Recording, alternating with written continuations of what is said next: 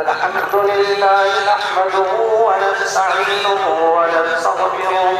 ونؤمن به ونتوكل عليه ونعوذ بالله من شرور أنفسنا ومن سيئات أعمالنا من يهده الله فلا مضل له ومن يضلل فلا هادي له ونشهد أن لا إله إلا الله وحده لا شريك له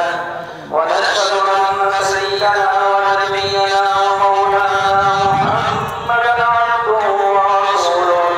صلى الله تعالى عليه وعلى آله وصحبه أجمعين. أما بعد فقد قال الله تبارك وتعالى في محكم تنزيله أعوذ بالله من الشيطان الرجيم بسم الله الرحمن الرحيم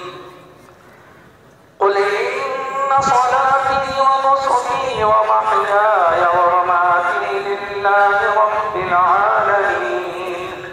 لا شريك له وبذلك أمرت وأنا أول المسلمين.